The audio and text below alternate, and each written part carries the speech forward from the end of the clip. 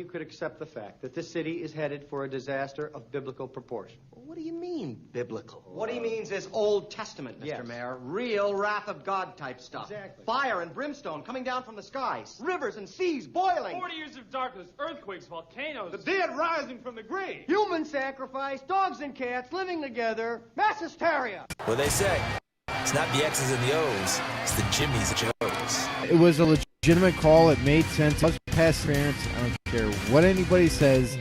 That was pass interference. All pass interference. Get ready for 2 hours of hard-hitting football talk from two men in a know. It's Football on the Know with Jim and Joe. And you can win under pressure when it's there. Call runs when you're not supposed to. And Dak Prescott is throwing it in the dirt. You know, I'm convinced that Jameis Winston's going to have an ESPN special 30 for 30.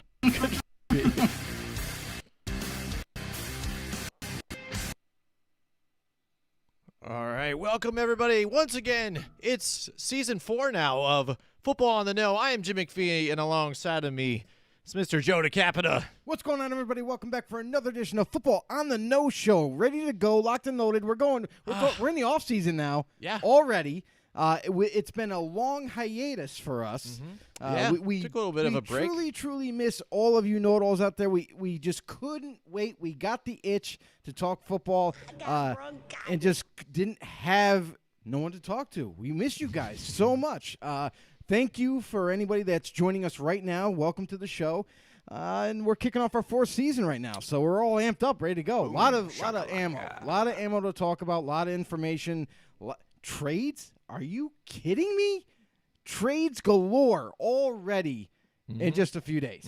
Absolutely. Like you said, we're very excited to get started again. It's been a little bit of a delay, like we do after the Super Bowl. But with everything that's going on in the world and stuff, we are here now and we're back. And, of course, we had some technical issues before we got started, but that's normal with us. But we're going to talk a little bit about the CBA. It finally got approved here. We weren't sure what was going to happen when we got closer to when the NFL season was going to start.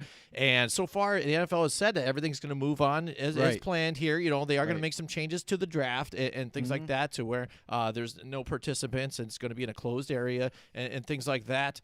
And people are going to be able to draft from their own war rooms and things like that. Well, right? just like they normally do. I mean, that's really all that happens. There's nothing really changing on the team's part, except for sending maybe 2 guys to the destination to hand the card in. Right. Now there's going to be none of that. They're still going to handle it in their war rooms. They're still going to be calling in the draft pick and going to league offices, passing it through, and then they're going to make the announcement. The networks that cover the draft are still going to have their draft specials.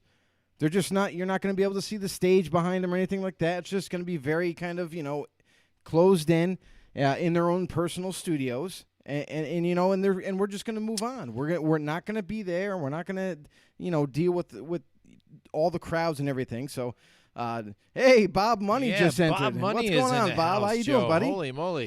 That's a blast from the past, right? Yeah, definitely. Right. What's up, I think man? He's a San Francisco 49ers fan, from what I If you recall. remember, yeah. And how do you feel about them being in the Super Bowl? They come just a bit short of everything.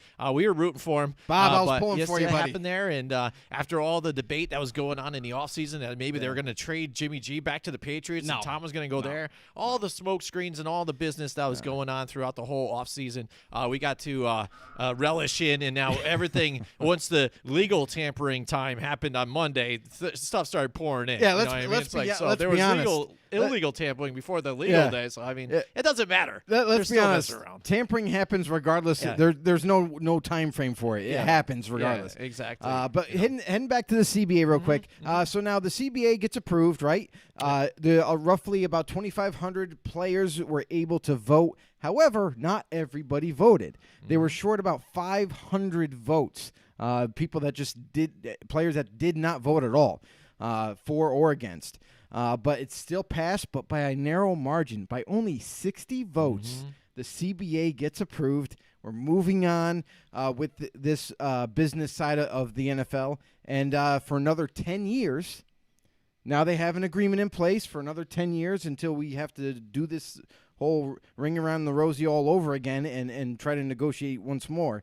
But right now, so the CBA, just some bullet points here on what has changed or what will change going forward. For as far as the season structure goes, in 2020, 16-game regular season with postseason expanded from 12 to 14 teams. So your number 1 seed still gets that bye. But the number 2 seeds now, there is no bye for them. It's just the number 1 seed is the only team on both conferences that will get a bye week. Everybody else has to play. Starting in 2021, the NFL has the option to expand the regular season from 16 to 17 games. Not for this season, for the following season. So 2021, they have the option to, if they see fit, they will move ahead and they'll make it 16 to 17 games. If and or when NFL moves to 17 games, each team receives a bye week in place of a 4th preseason game. So they're doing away with the 4th preseason game, and in turn, you get technically a bye week right before the season starts, which really doesn't make sense to me. Like, oh, we're going to give you a bye week for the preseason. Yeah, I don't get that. But anyway, I guess if to roll into the season, coaches and GMs and owners have all stated before that they don't need a 4th preseason game. It's unneeded. It's just another game they got to go through, and that's why you see a lot of, not so much the starters, but you see a lot of those guys that are just trying to make the cut play a lot more. Now they're like, we don't need the 4th game. Technically, they don't even need a 3rd game to evaluate the roster and make their decisions on who they're cutting. So now, moving a little bit of changes here. So that 4th preseason game goes away. They do get that 17th game, and we talked about this last season on our show about what we would do if they were going to expand the regular season because of all the injuries that mount up already in a 16-game season. Now, don't get me wrong. I know it's only one more week, but one more week could damage your team more. So I think we were in agreement that 2 bye weeks during the regular season. And it's weird that they're putting one right before the season after the thing. Which is technically not a bye week. No, which they should have just put it within the season, and you can split it up, Exactly. Especially with all the overseas traveling they want these teams to do now, too. And there's players out there. Drew Brees has been one that's openly hated doing Thursday nights. So with all that expansion, you'd think that they would try to say, we'll split it up between that. We'll see where it goes along with that. But add in the 2 other teams, I'm interested to see how that's going to go too as well. If we are going to have now this season teams with 12-4 records or so around, and that are there dancing around to get into the playoffs. Now we'll be able to, and we'll see what comes of that. If some of them are the ones to now jump in and make a long run into deep into the playoffs, possibly the Super Bowl. Yeah, it'll definitely make it interesting for sure. For sure. I'm not so. I mean, when I heard that they were going to do away with the 2nd seed bye week. You know what I mean? Like, they're just doing away with that. They're only going to add 1 extra team per conference in the playoffs. I was like, I'm kind of like, I like it, but taking away that whoever is the 2nd seed, it's like, oh, no, you don't get a bye week. You have to play just like if it was a wild card. You know what I mean? They don't get a reward for being the runner-up. Yeah. I mean, I guess you could take the Talladega Nights motto and be like, if you're not first, you're last. Yeah, so, but all in all, I mean, it's definitely going to be something to get used to. Like right now, it hasn't hit us. Wait until when the playoffs come and we're like, oh, what? Wait. Oh, they're structured that way? What? Only 1 bye week? You know what I mean? So that it'll take some getting used to, but we won't even really feel the impact until we get to the playoffs. Also in the CBA, the annual revenue split. This has been a huge topic for players. We talked about this, They've been fighting over and over to get more percentage. Now, in 2020, owners receive 53% of 53% of the revenue. Players now receive 47%. That was in 2020. Okay? Now, 2021 to 2030, owners receive 52%. And the players will receive 48%, so they gain a whole extra percent going forward. Now, what I'll say about this is you're not going to get a dramatic change in this. Right. And I'll tell you this right now, that 1% doesn't sound like anything, right? But it's a lot more money than you think. Yeah. So with the billions that are spent, all that extra money, even though it's 1%, sounds very small, very minuscule, but it is a very large number. That's getting divided up more to the players. That means bigger contracts to the fellow teammates and players and so forth. Player salaries, immediate increases in minimum salaries. So your day-to-day run-of-the-mill lunch pail guys that kind of just barely make the team, they're getting a 50% bump in pay. I mean, that's huge. Yeah, that is big time. Tremendous. Yeah, absolutely. And 65% of the league makes up those players. Yeah. So I was shocked about how close the vote was because of that. I mean, most of your players in the league in its entirety is made up of these guys that don't make the big contracts. They're just average guys. They make $200,000 a year or whatever. So I was surprised about how close the voting went. But nonetheless, it is a huge increase in the minimum salaries, $1 million minimum salaries by 2029. That's huge. So now your minimum salaries by the year 2029, your minimum, where you start, is all going to be $1 million. Yep. So if you're the third stringer that just made the squad, congratulations. You got $1 million. Kickers are now making $1 million easy now. It's great, right? Yep. And unproven. And there you go. It doesn't matter. Any players carrying current above-league minimum contracts into the new CBA will receive a bonus equivalent to 1/17 their salary if and when the NFL moves from 16 to 17 regular season games. So another increase if they decide to move to that 17th game, that gets put into place. Now, drug policies. I know everybody loves about the drugs, right? Yeah. Increased emphasis on clinical care rather than punishment.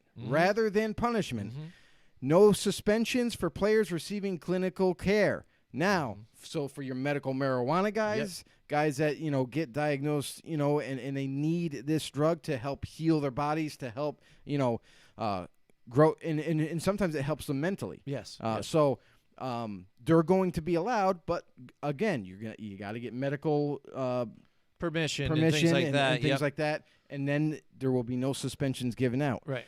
Significant reduction of penalties for marijuana use. Yeah. No suspensions for positive tests. So here's funny thing is for positive tests, no one's getting suspended. Right. But you're going to get fined. I'm telling you right now. Yeah. Annual testing. Unless you have a doctor's note. See, this is like school now. Here we go. You're going to get detention unless you have a doctor's note. All right. There you go. So no suspensions for positive tests for marijuana, right? Annual testing limited to first 2 weeks of training camp. Higher thresholds for positive tests, 150 grams instead of 35 violations of law for possession. Quote, unquote, generally will not result in suspension. So the generally will not result in suspension depending on how much you get tested for. Case. Yeah. Then they may suspend you. They may not. But all in all, this has got to be a huge relief to guys like Josh Gordon. I mean, it's not going to be that hard for these guys to get medical clearance, I would think, with all the doctors that they know. Exactly, for all the doctors that they know and all the, come on. I mean, hey, come on, doc, can you help me out? Write me a note. Definitely. Increased discipline for DUIs.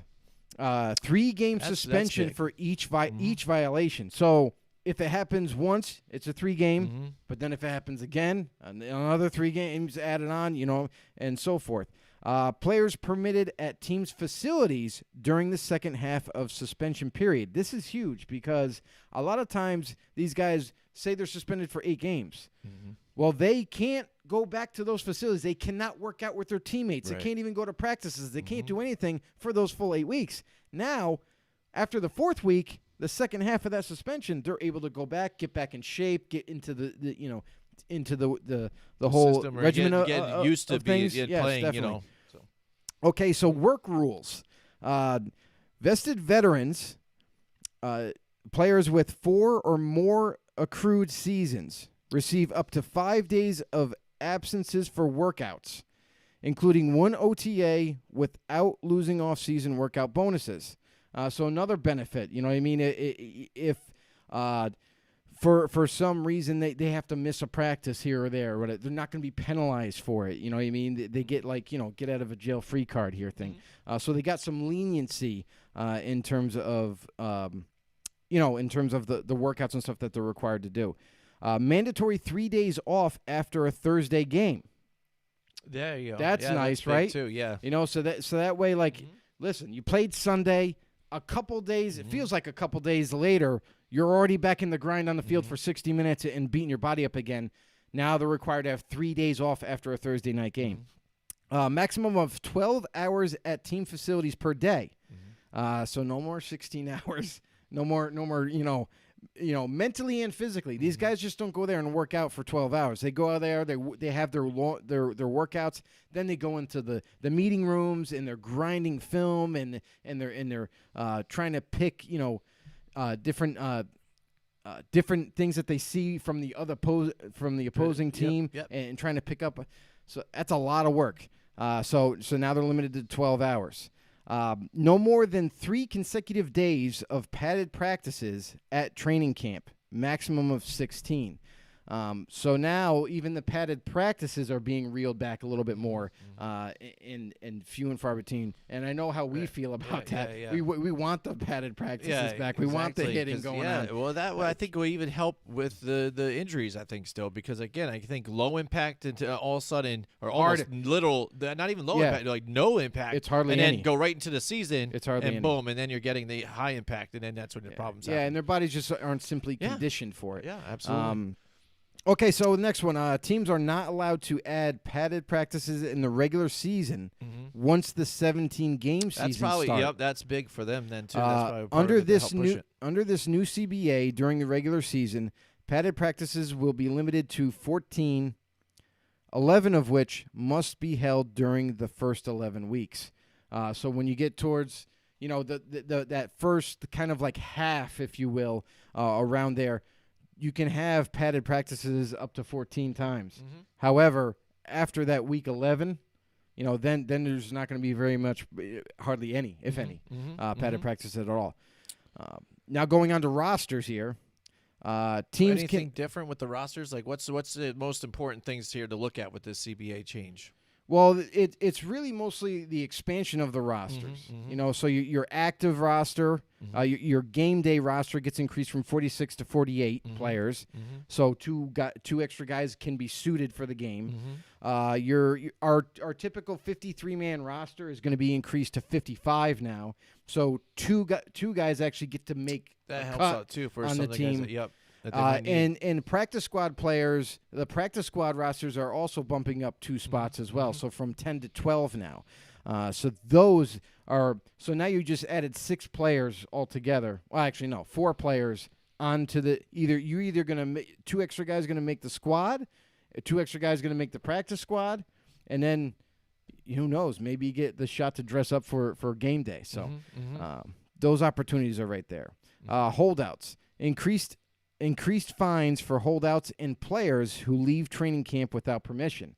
And this comes in because of some of the recent events we saw last season where players got so upset, so they just left the practice field, they quit, I'm not coming back, you trade me. Well, now you're not going to be allowed because otherwise you're going to be heavily fined. Well, now they just basically handed all that power now. So now when it comes down to negotiations, they have none whatsoever now in this whole thing just about. I mean, what are you going to do? You get tagged.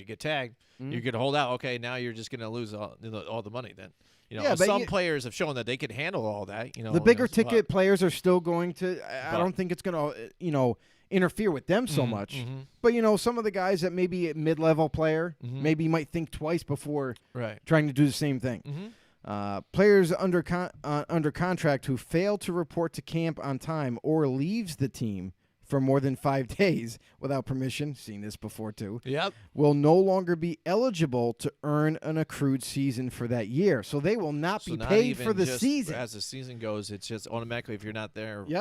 If they're within 5 days. More than 5 days. If they're gone for more than 5 days. All right. International games now. All right. No more than 10 international games per season from 2020 to 2025. Any team playing more than one international game in a season will pay players a $5,000 stipend for each additional game.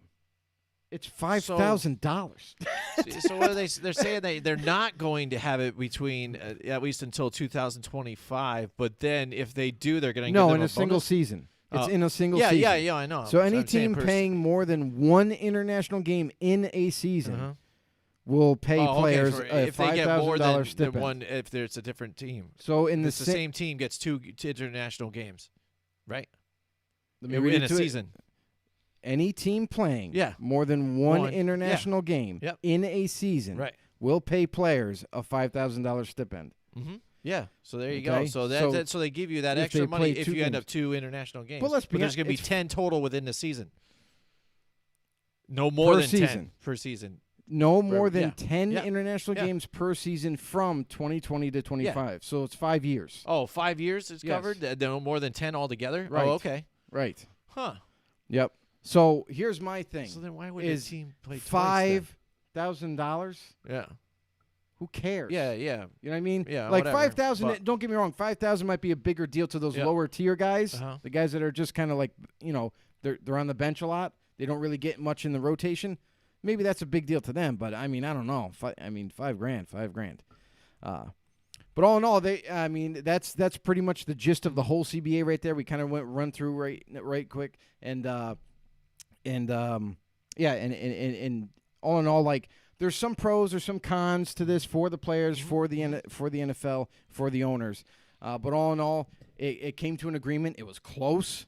60 votes, but nonetheless, it gets approved. We got football, hopefully, for the next 10 years. All right, that's our CBA talk. And we're going to move on to now our in-the-know fact of the day for everyone here. That's it, the in-the-know fact of the day. And this is something interesting I found out here. It's September 26th, 1920, the first game featuring an APFA team was played at Douglas Park in Rock Island, Illinois. A crowd of about 800 people watched the Rock Island Independents beat the St. Paul Ideals 48-0. What do you think? That just crushed. Was that even a game? Or were people, all those 800 people, like bored? You know, did they stay for the whole game? Even though it's You like, gotta seriously, wonder like, that. Wow. Were they just the fans for the one team? Like, man. You're out in the elements, This wherever team that blows. is. But we have John Turner in the house tonight. Joe, John Turner is visiting us. He corrects you on your stipend, instead of hard I instead of stipend. But that's fine. That's fine, John. John knows. That's knows. fine. Yeah, that's fine. So, all right, we're gonna move right into the. We get to talk free agency now. Holy moly, Joe! With all the stuff that went on, what's your biggest moment here with free agency? I know a lot of the media from their own couches, and sometimes because they can't make it to the studios because of what's going on in the world, we're all following the TB12 train. You're like, oh, what's Tom Brady going to do? This and this. I was excited about a lot of other things, but again, if the news finally lands, we'll just start off with that right now. We'll just get it out of the way. Okay. Now, Tom Brady. We have to?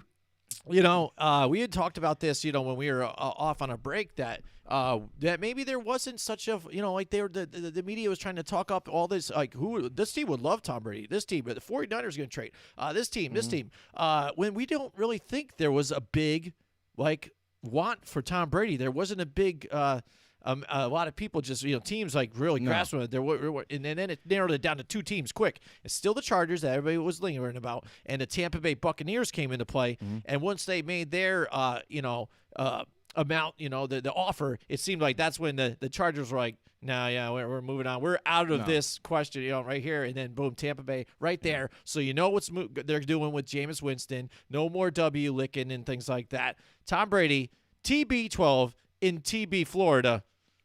It's interesting. Here we go. With those weapons, what do you think about that? I don't know what you think about this, because now I don't know what Bruce Arians is going to do with his offense. That's really what this is going to, come down to, because unless he's going to make his offense fit Tom Brady, I'm not so sure Tom Brady's going to have as much success as everyone thinks he's going to have. We've already seen the last couple of years Tom Brady on the decline, and that's really what's happened. Why do you think the New England Patriots let him walk? Just saying. They normally don't pay huge contracts, especially to 43-year-old quarterbacks. And they saw themselves Tom Brady declining.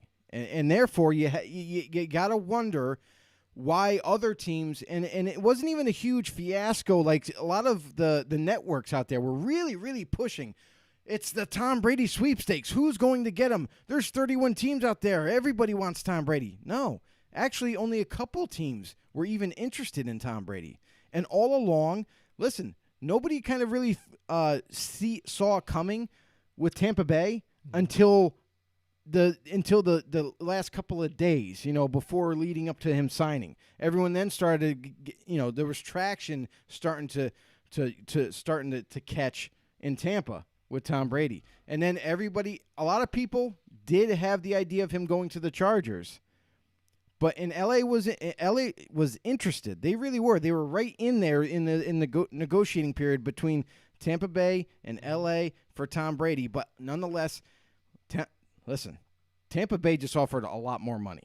That's really how they got this thing done. Basically, and he wanted to be paid with just like some of the other top-notch quarterbacks, and he's getting paid now. So now he's going to have to prove what he can do in Tampa. Yes, there's a lot of weapons down there. They did go ahead and they the highest paid tight end, I believe, for Austin Hooper. So now he's in Tampa with O.J. Howard, Shane DeValve, right? He's still down there, right? Seth DeValve. Or Seth DeValve. No, he's not.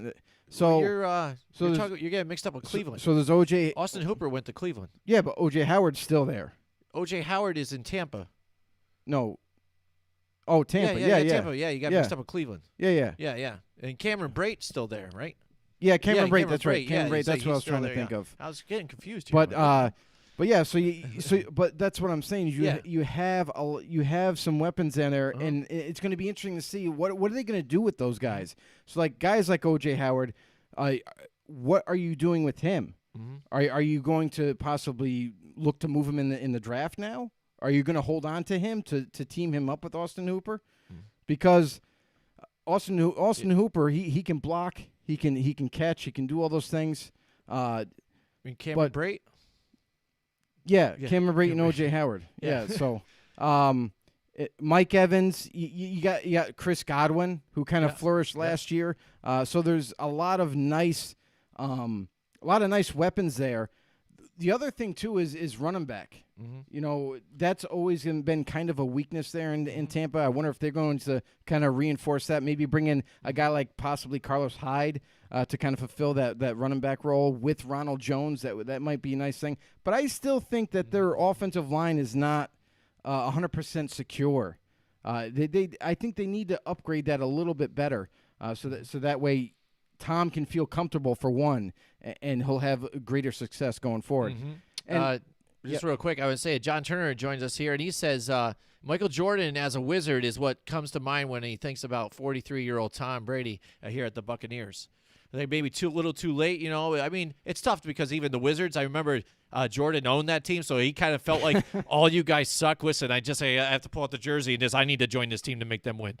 I think it's a little different than that. But for me, maybe like even when Jordan tried baseball for a little bit and then he came back to the Bulls when he wore like 45 instead of the 23. Maybe that's kind of similar to an extent. But we're gonna look at it as maybe even to way with Joe Montana when he joined the Chiefs. Everybody's going to kind of match it with that, I think, because Joe Montana already solidified his legacy with the 49ers. Right. Decided to move on, still wanted to play, but went to the Chiefs, tried to get it done there too, and he got close. They played really well.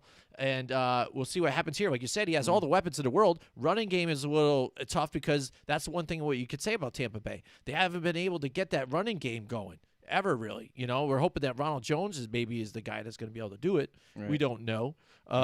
But then you got the secondary that's been suspect on defense. I mean, their front line is stacked. I mean, they're pretty dangerous if you look at what they've got up there.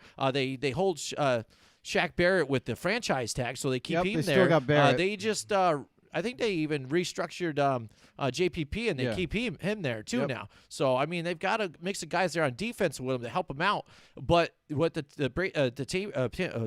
Patriots have always kind of done is going off that play action a little bit here, mixing up with the running backs.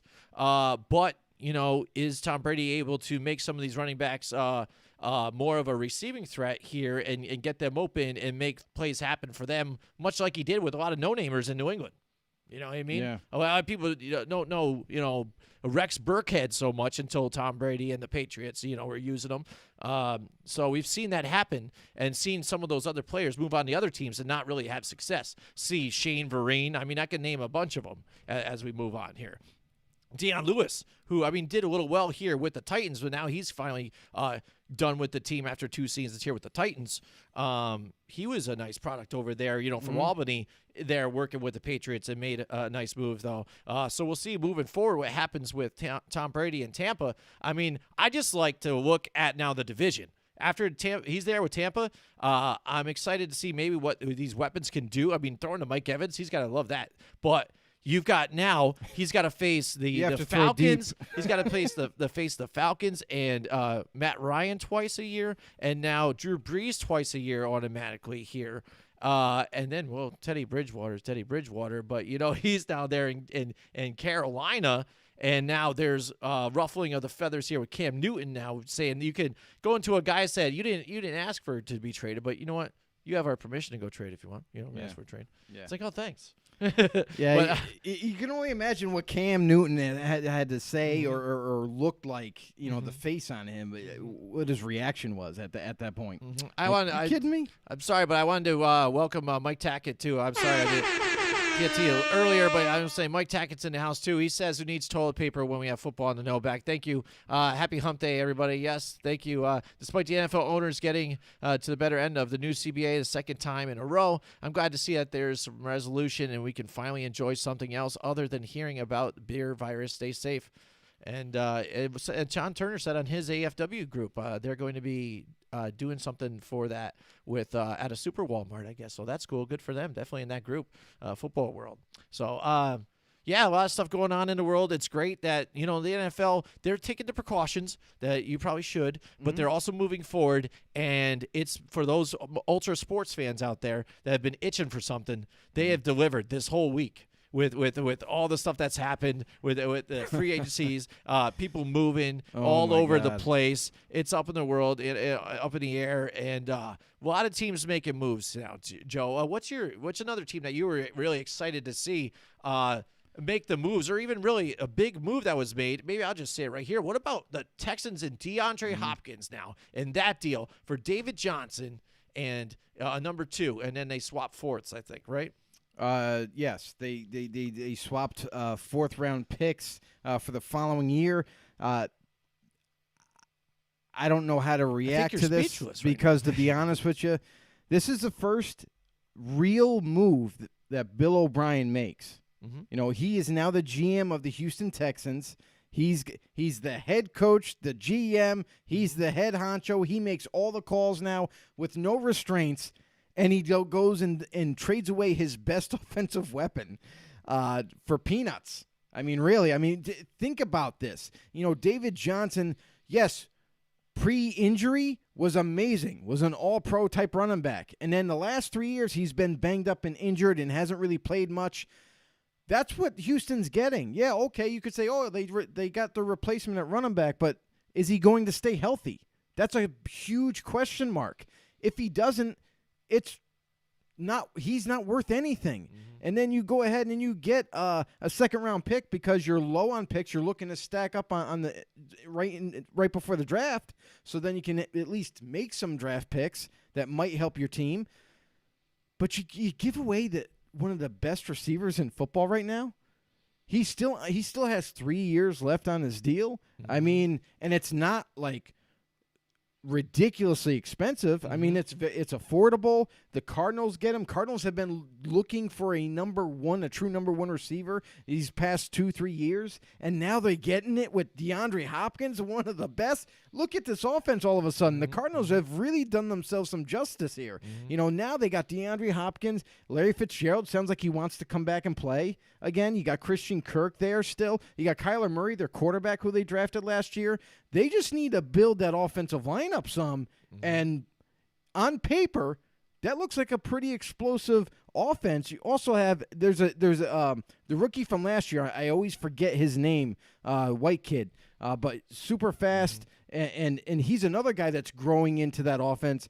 That this offense potentially for this upcoming season, as long as they do all the right things for this offensive line and upgrade it a little bit more, it's going to be pretty lethal. I mean, it looks scary on paper right now, but now and then they got to work on that defense. The defense is kind of another thing that kind of held them back a little bit. It's still weak. The guys are aging more on that defensive side of the ball. So until they do that, we won't see them making any huge strides or anything. But the offense might be able to keep them in some games for this upcoming season.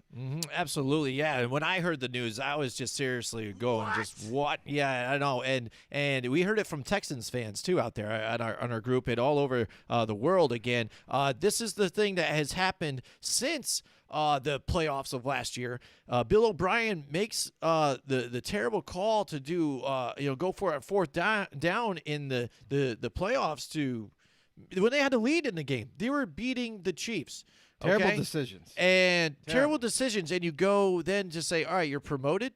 And then his first job in his promotion and stuff, he decides to get rid of your number one wide receiver and not even get like a number one pick out of it, but you get a highly injured running back that really, fantasy-wise and league-wise, I guess, had one great year.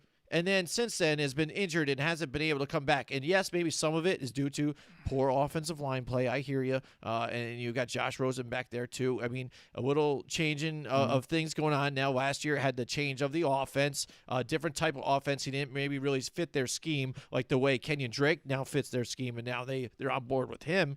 But now you've got that guy which has a question mark, and then you get a number two for it.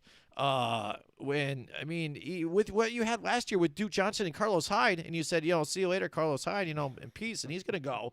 Who do you have now? And what Will Fuller's gonna be your number one when he even has injury issues at times. When he's out there, he plays well. Right. Yeah, and that's the thing with that receiving core. When they're out there, they play well, but they have been damaged here and there. And that's the one thing that has always bit this team is staying healthy. Hopkins has been pretty consistent his whole career. Absolutely. There. And he has been sticking with that team. Right. Despite not even having a real quarterback for many years, and then finally gets one, and now he's moving on. Yeah. But like you said, now moving into the Cardinals, they're young, they're exciting. Yeah. Even for a team that didn't do so hot in some of the games, record-wise, they were in a lot of games, and they put people on notice with some of the wins that they did have. So I think moving forward here, and now getting that guy to where now it's not Larry Fitzgerald having to be that number one as an aging wide receiver. Yeah. You know what I'm saying? And now with some of the youth out there, it's everything that Kyler Murray could need. And now they've got Kenyon Drake there. Things are turning up here for Arizona. So what once was a weakness in that receiving core is now a strength. Andy Isabella's the other kid. Yep. Andy Isabella, young up-and-coming stud. He's going to be a stud for them going forward. Also, a rookie from last year we never got to see because he was out for the whole entire year with an injury, Hakeem Butler. A guy that I was very high on coming out of the draft. I can't wait. I hope he does well. He's another guy, another weapon that they have that he hasn't even seen the field yet. But a lot of weaponry there for Kyler Murray.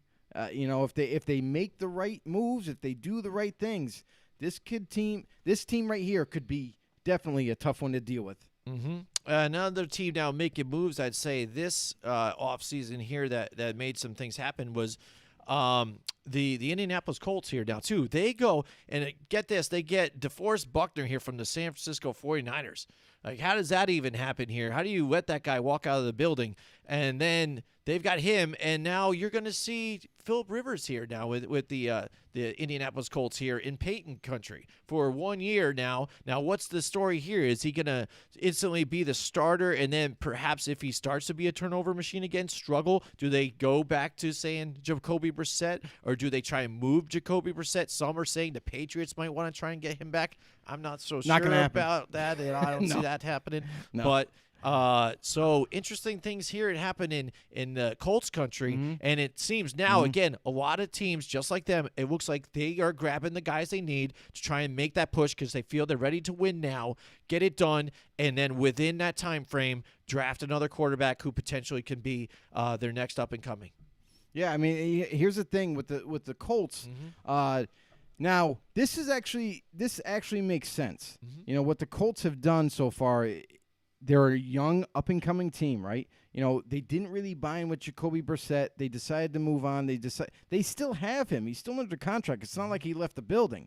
But he is a nice backup to have. Yeah. I don't foresee them trading him has away. a winning record, too. Yeah, you know? I don't foresee them trading him away to get some kind of compensation for him or whatnot. I see them keeping him because he's a very good backup quarterback that you always have in your back pocket. You bring in Phillip Rivers right now. It's possible that they're going to look for that future, possibly in this draft, definitely in the next one. And with Rivers, I think they can win.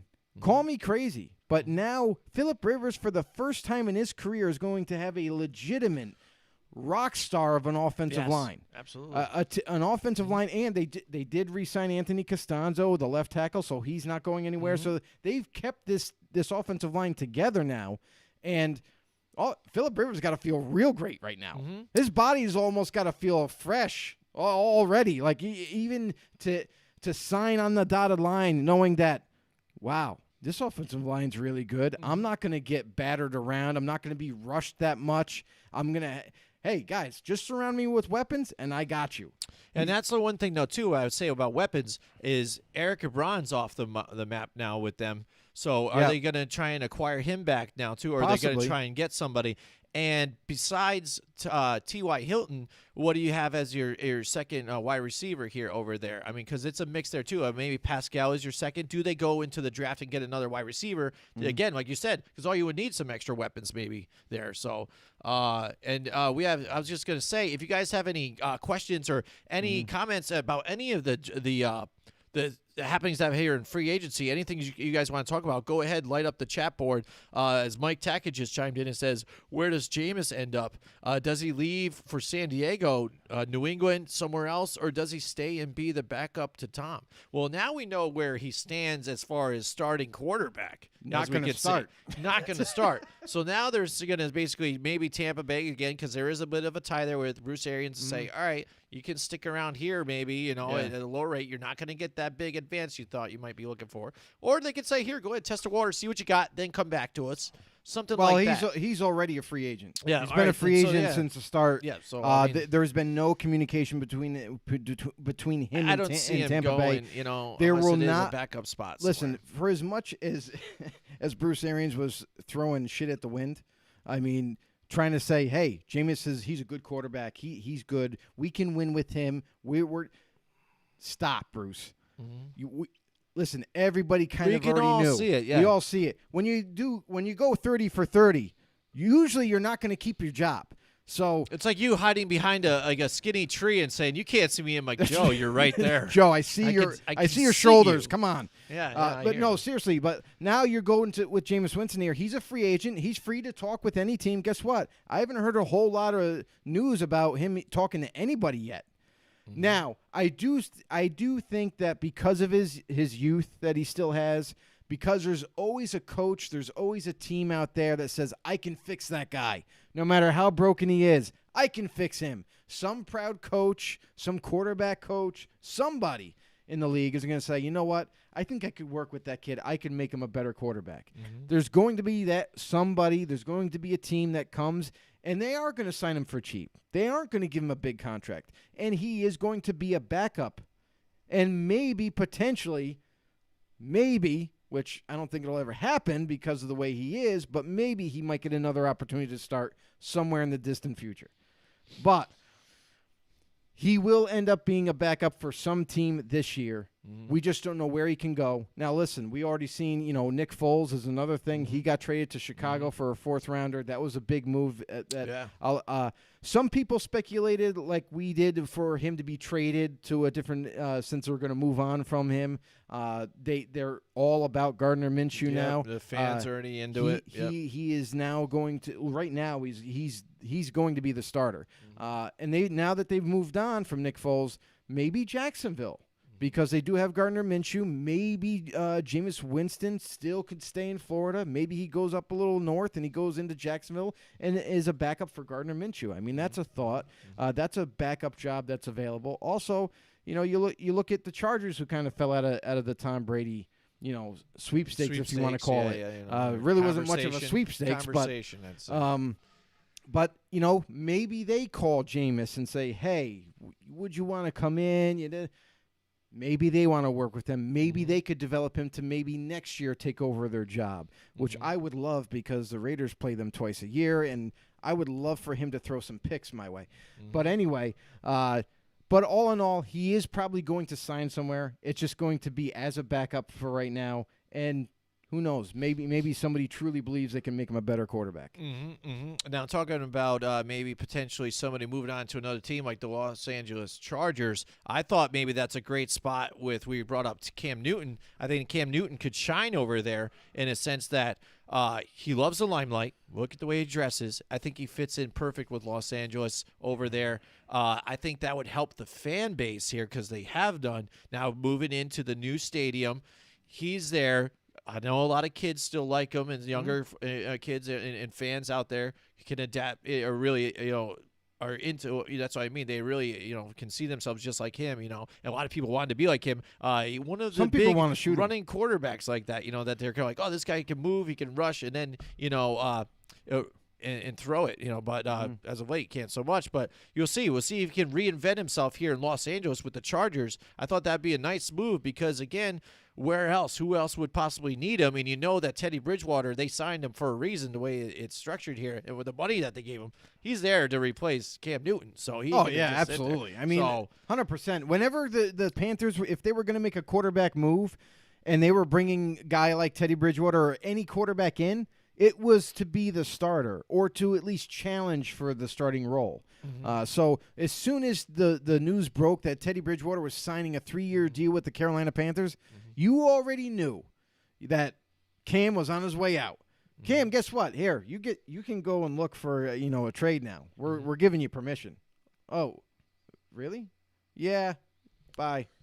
It's okay. It's cool.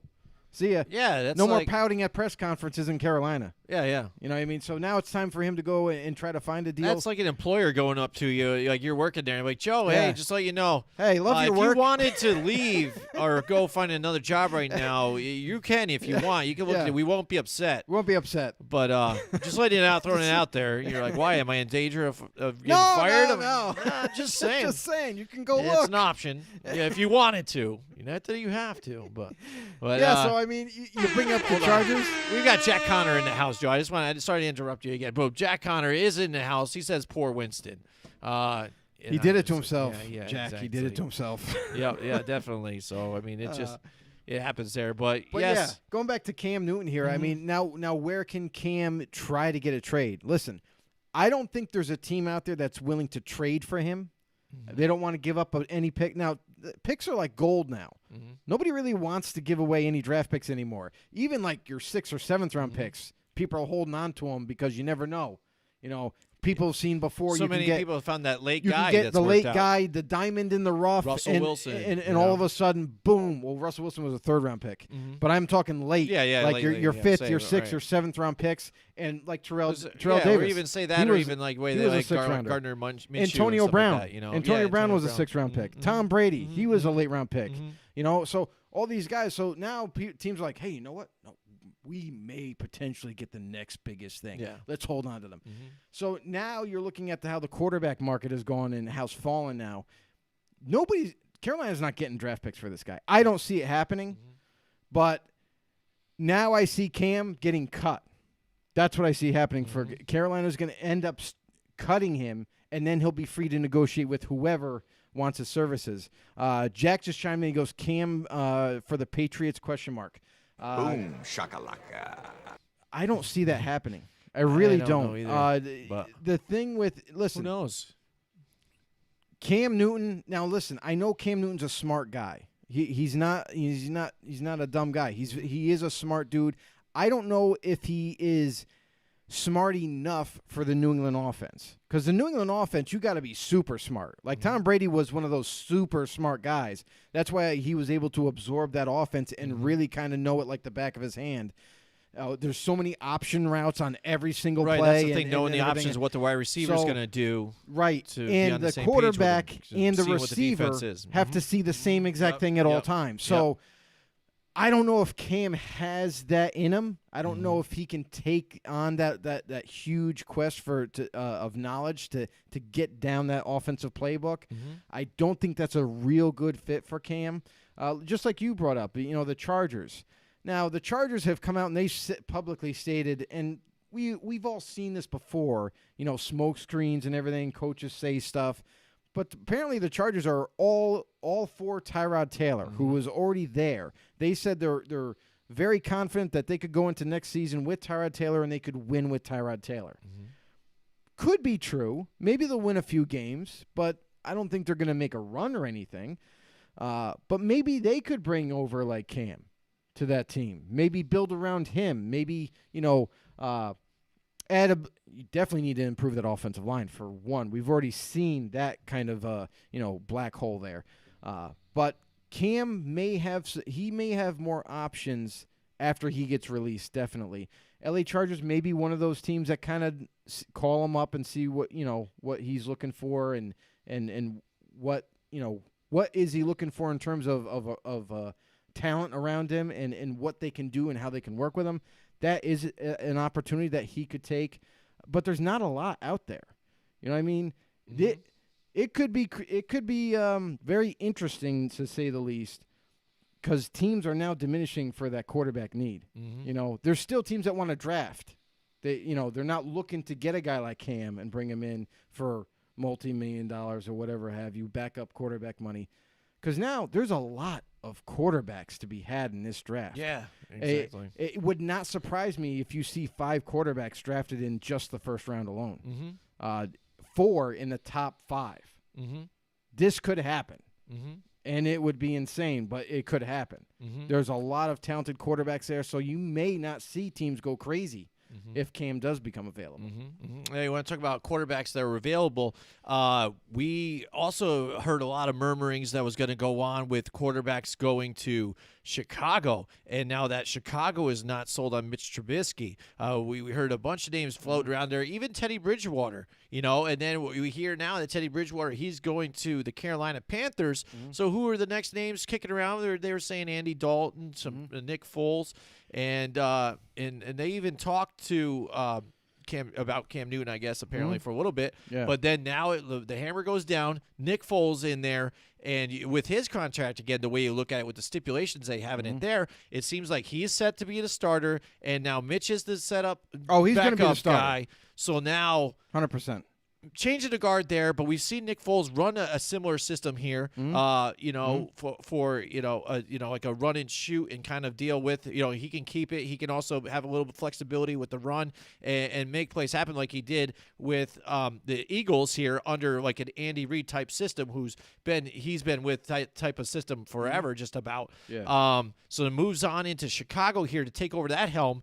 Definitely proven starter for one, but definitely solid backup. But he's won this Super Bowl for the Eagles here. He was Saint Nick, so he's shown that he could take you to the promised land here. And now the Chicago Bears going all in too with some of the players that they have. The one that kind of scratches my head a little bit is the Jimmy Graham signing, because even a couple of years he's been in Green Bay, hasn't had a whole lot of production. Last year he had some flashes, but then also some just boneheaded drops I just don't get. Seemed like he was trying to go for one-handers too much. I don't know. I'm not going to speculate about all that. But then also letting Floyd go and get Quinn from the Cowboys and sign that deal. That's a bit of a head scratcher in a sense too, seeing he's older. But trying to get maybe that veteran presence and kind of known quality of a player, I guess, to that defense and stack it on to make a run to go deep and possibly the Super Bowl. Yeah. Yep. So what do you feel about that? And Nick Foles over there to the Chicago Bears, and even the Jimmy Graham signing. Yeah, Jimmy Graham signing, I think it's more for depth. I mean, they didn't pay him a heck of a lot of money. They did need another tight end that can actually block. I mean, and Jimmy Graham can block. He's more seen as a receiving tight end, but he can block better than Trey.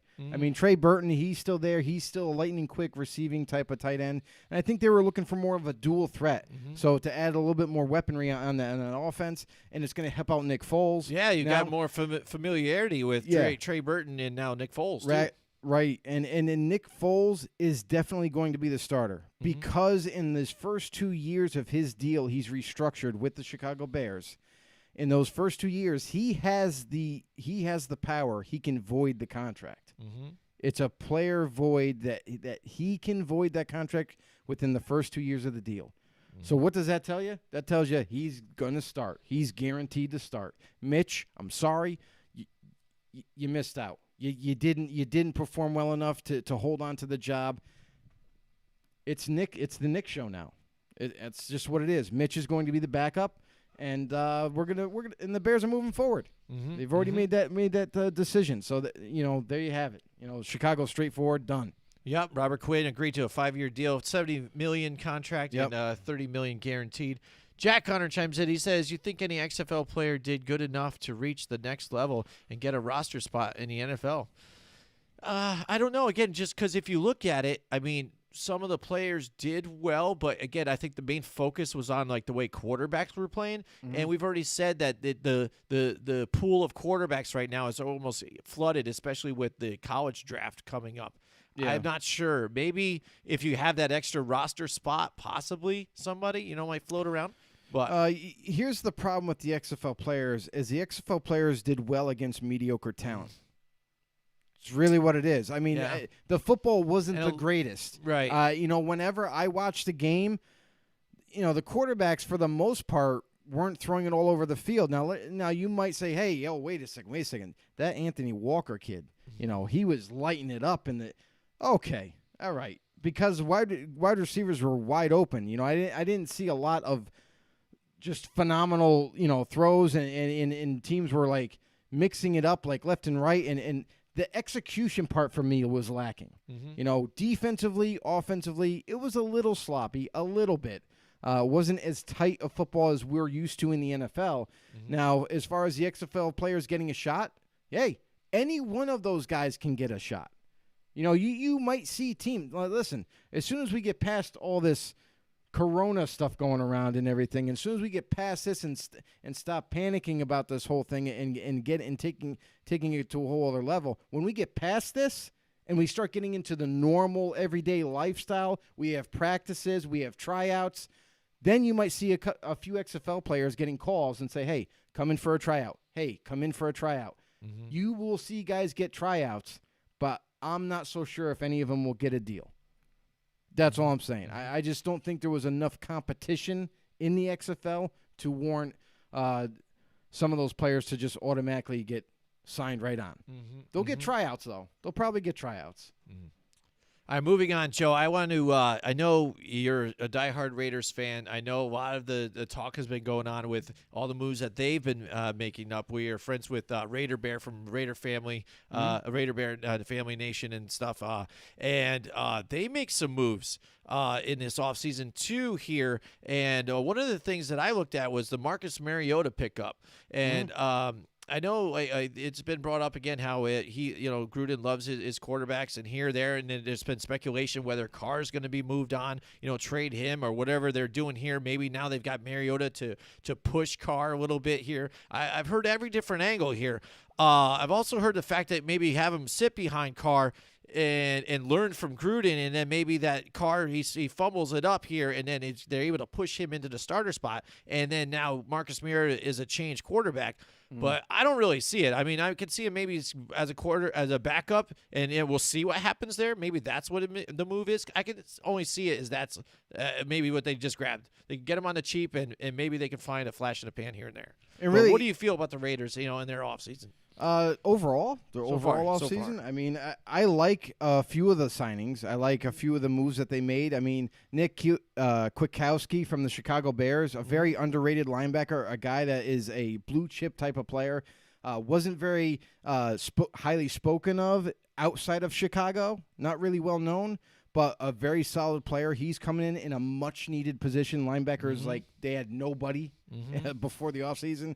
And they also bring in considered one of the number one linebacker in free agency is Corey Littleton from the Rams, a guy that can cover tight ends, which is much needed.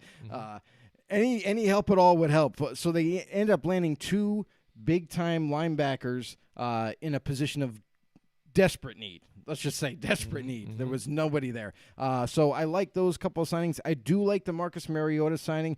It is as a backup. Everybody's got to stop with this whole hysteria that Derek Carr's getting traded. You know, everybody thought Tom Brady was going to Vegas. Every freaking right. body. Imagine that. It too. was Yeah. absolutely ridiculous. Yeah. I was growing sick to my stomach hearing it over and over. Oh, Derek Carr's out. He's getting traded. He's getting moved. Tom Brady's in. He's the guy. Why would any organization bring in a 43-year-old quarterback when they already have a quarterback? Yeah. It doesn't make sense. And especially the storyline there, it had to make Raiders fans sickening. They're like, really? Because of the tuck roll and everything? And yeah, right. Hate for Tom Brady. But also like, this the is money. going on? Yeah. The money aspect. Yeah. We're going to pay him more when we have Carr, who's younger and had a better season, and paying him $5 million less than what he's getting now. You kidding me? This just didn't make any sense. But Marcus Mariota, I do love that signing. It brings in a guy who's only 26 years old. Maybe the guy just hasn't had the right coaching in place. A guy that Gruden, listen, a lot of people consider Gruden as a guru of quarterbacks. He can help just about anybody. Well, here's your opportunity now. You're getting Marcus Mariota, who's a young 26, as a backup. And Mike Mayock, mind you, when he was with the NFL Network, he had Mariota in 2015 rated as his number 1 quarterback. So that has something to be said. So when he became available, it just made all the sense in the world. Like, okay, I think Marcus Mariota is going to end up with the Raiders. And sure enough, he does. So now they have Carr, they have Mariota. If he can turn Mariota around, if he can make him, because maybe this offense will fit him to a T. Because in this offense, it's getting rid of the ball quickly. It's short to intermediate throws for the most part. And then if it's not there, use your legs. Get out. Create space or take off and go. So, and that kind of fits with Mariota's DNA. So I think it'll be a good place for him to learn. Hopefully they can make something out of him, and maybe he could be a decent backup at least for the Raiders. But I think that's really the goal, is just to have a solid backup, because before Mariota came, Raiders haven't had a good backup. Not a lot of teams do. And we've all seen what happens when your starter goes down. We've seen it with the Raiders. We've seen it with the Eagles. You know, when Carson Wentz went down. And everyone was like, oh no.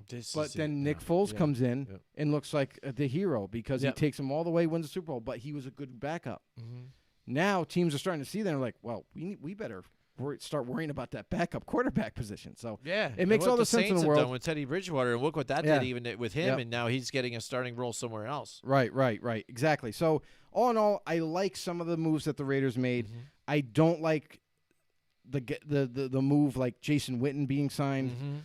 That was really perplexing to me.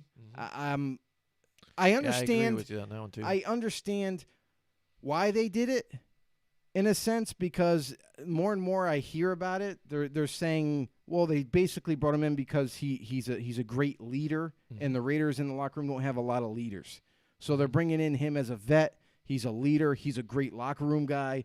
He's that type of thing, and he can contribute here and there a little bit, sprinkle him in the offense. So okay, fine. But other than that, I'm not on board with Eli Apple being signed today. Yeah, right. Another one. That's what I mean. He had some good ones, I think, sometimes, but then some of the other ones that are head scratchers. You're like, but you got it. But then you're like, yeah, okay, I guess I can understand this. But here's the thing with that.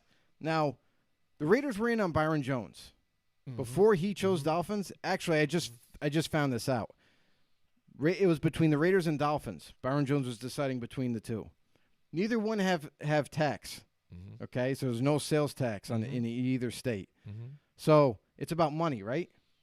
The Raiders actually offered Byron Jones more money. Dolphins offered him more money up front.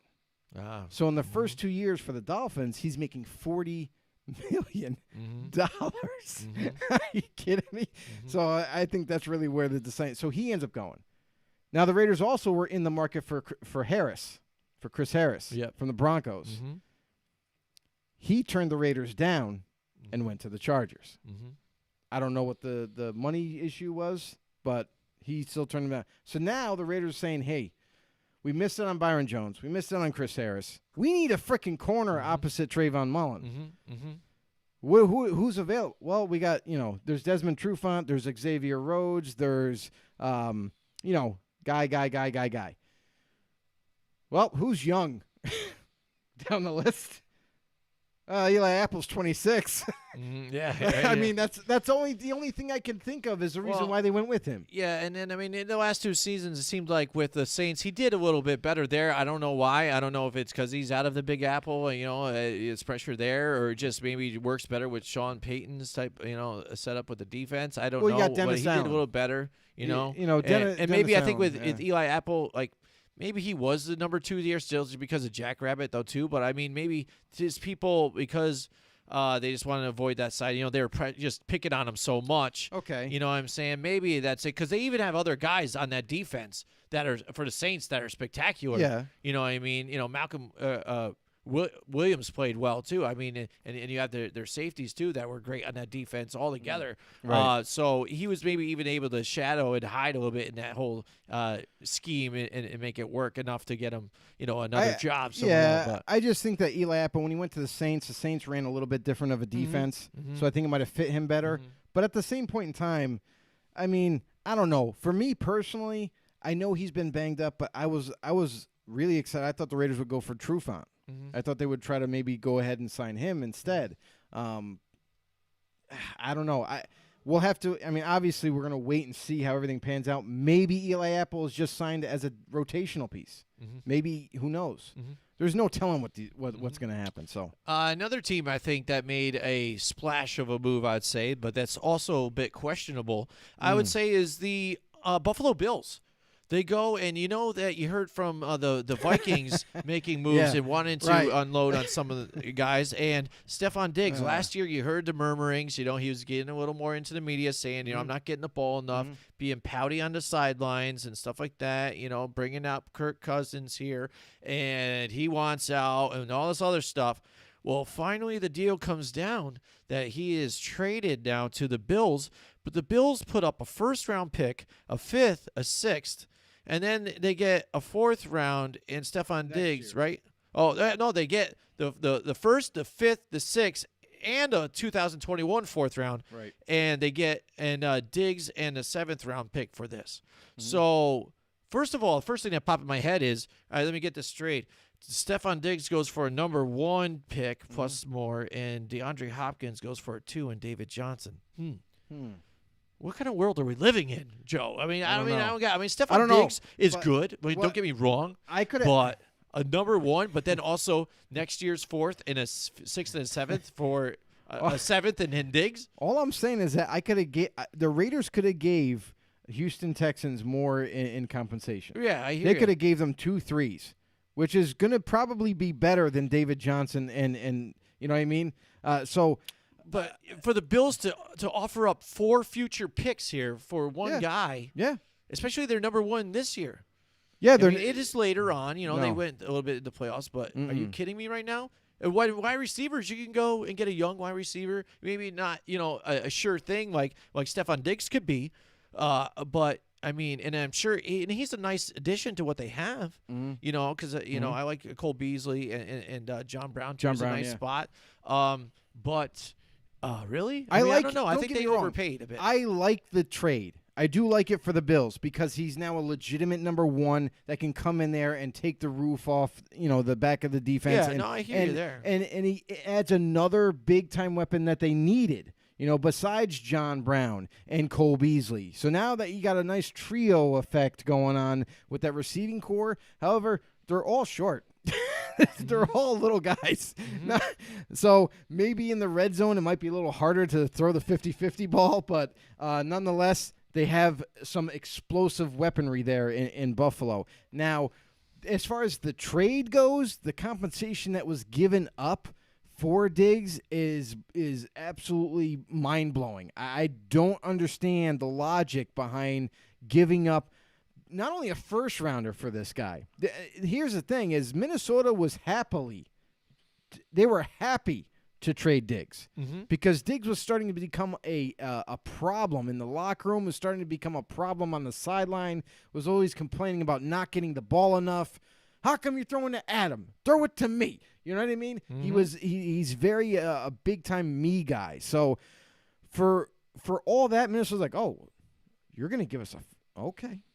Sure, we'll take that. We'll take your first-round draft pick when you could have used that first-round draft pick on one of these top-notch receivers that are coming out in the draft. And mind you, an extremely deep receiver draft where you could get not only one, but you could have probably got two starting type of receivers on your roster. But no, don't do that. Instead, let's trade the future. Let's trade a first-round pick away. Let's trade a 5th and a 6th.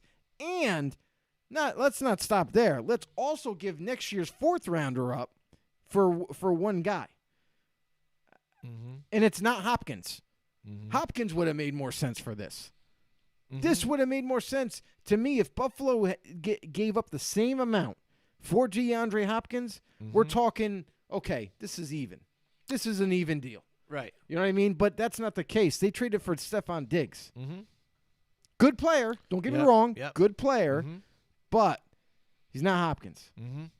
And Hopkins, even like you said, he still has 3 years left in his deal. He's already sure number one, and questionably the best player, wide receiver in the NFL right now. All set to go, and then you can draft another guy or whatever, is someone to move into your system. Because it shows like here, Greg Schreiner's in the house too. I wanted to say hi to him. Perfect guy to be joining in right now with us talking about the Bills. He says, put the league on notice as long as Allen can take that next step, and that's one thing that's questionable here too. Can he do it here for them? Now he has the weapons, but again, now say you have Hopkins under his contract 3 years. That's a nice solid block for him that they're going to make that move. Right. Stephon Diggs. He's going to start making. I'm going to start asking for that money now, baby. So if I perform again this year too. Right. So not only did you give up the compensation for him, but now you also have to give up the farm to sign him back. So I mean, that's a lot to ask. Stress. It's crazy. So Josh Allen, real quick, he can take that next step. However, he will not take the next step unless the Buffalo Bills shore up that offensive line. That was a huge weakness for them last year. It really wasn't. Now that since they brought over John Brown and Cole Beasley, that helped tremendously with getting rid of the ball quicker out of his hands. Now he needs some time to throw those deep routes down the football field to John Brown and now to Stephon Diggs. You know what I mean? So they have weapons now in place. They have their quarterback in Josh Allen. They have their running back. Their young stud of a running back in Devin Singletary. He's going to be a beast. And now what else do you need to do on offense? Offensive line. Let's build that offensive line, and let's protect your investment in Josh Allen and watch out for the Bills' offense. Yeah, they'll have to with that late 23rd, second-round pick or something like that. You know what I'm saying? So now it would be, 46th or something like that, overall pick or so. All I gotta say maybe they can find that guy. Hey, Cordy Glenn's available. There you go. Bring him back in. Bring him in. Bring him back home, baby. He says, Greg says, it was high price to pay, but we've seen the Bills have done this with all their picks, every draft for the past 25 years. So this is Bills fans saying, it's like, Greg. Listen, do you know who we're fans of? We've seen this type of thing. This is nice for us. You let us have this. That's right. But it's funny no though, worries, Greg. Because again, like he understands it though. He's looking at take a look at this. Jack Hunter says Josh Allen has some wheels. Didn't see that coming yet. But he's got the elevation to hurdle people. I thought that's amazing stuff. But I'm sure they're saying athletic guy. But even after some of the hits he took, they're saying, "Yo, get down. Yeah. Don't make this a habit." But getting back to what I was saying here, now that Tom Brady's gone, Elvis has left the building now for this division. Yeah. All right? This was your complaint the whole time. The Patriots, damn the Patriots. We got to beat the Patriots. Just got to get out of there. And then finally just holding that whole division on lockdown. Yeah. Brady's not there. Right. Now they're making that decision. Are they sold on Jarrett Stidham? Is he going to jump into the role? Are they going to go for somebody like Andy Dalton? Are they going to get somebody with that has a little more, experience to maybe groom Stidham and move him in, or something else? Don't know. So now the Patriots seem weak in their minds now. From in what this I'm division. understanding right now, Stidham they are in love with. Yeah, they think I he know could take that. over the role right now, and he'll be okay. But you better get him weapons for one, and you better shore up that offensive line a little bit better because even Tom Brady wasn't looking too everybody comfortable. knows too that he's not any Tom Brady right now. Well, But we'll see again if it is the whole system thing. I'm just saying. But I'm just saying here now. I'll tell you this right now. Andy Dalton is still a free agent. To me, Andy Dalton makes the perfect sense for New England to sign. If they sign Andy Dalton, if this comes to fruition, and Andy Dalton is wearing a Patriots jersey before the season starts, this offense doesn't lose a step. I'm telling you right now, for all the people out there that make jokes about Andy Dalton and say he's terrible, I'm telling you, he will fit this offense very well, and the offense will not miss a beat. All right, but now getting back to the Bills here again. One thing that was part of that Patriots team, though, not only that there was Tom Brady there, it was that mystique. How many times did we see a team, even the Bills, in the one game they played this past season, have the lead on them? They were bearing it to them, but then the ghosts start creeping around. Oh, no, it's Tom Brady. If we give it the ball this time, they can still do this. And then they play soft, and then they're worried about giving up something big, and then they get disheveled, and then it comes back, and then it's over. And then you're just like, what the hell just happened? You know what I mean? We've seen that a lot. Now that ghost isn't there. We've seen the Bills now. They're buying all in. The Jets looked like they were trying to. Now it's really quiet over there in New York. You know, we're not sure what's going to go on over there with Adam Gase and Sam Darnold now again in year 2 with Joe Douglas now at the helm with the GM spot. But also, the Miami Dolphins, if we want to move into them, into the role into the Dolphins, and the moves that they've made, like you said, they went in on Byron Jones and they grabbed him, and also picking up some other key players here. They're really trying to shake up this division here and make seem like a run here now in a sense too. Grabbing Kyle Van Noy from the Patriots. I know that Brian Flores, he knows him too. I mean, the familiarity here, and now, what are they going to do moving forward here for the Dolphins? We even speculated maybe we'll see Cam Newton in Miami, possibly here. You know, are they sold on Josh Allen? Are they going to go somewhere else? What's going on there? They did lock up Jordan Howard, so he's their running back here. So moving forward with them, what are they going to do? Because they even last year, despite even people saw that they were getting rid of everybody and tanking and stuff, they still beat Patriots. the They Patriots played hard, and they still beat the Patriots and some other teams. And it's about familiarity and doing that. So now that division, again, has watched this Patriots thing, and now they kind of see, like, it's like the gates had opened. They're like, oh, they're taking a break right now. Now it's time to move. Right. They're going for it. It's funny because it's like Patriots South in Miami.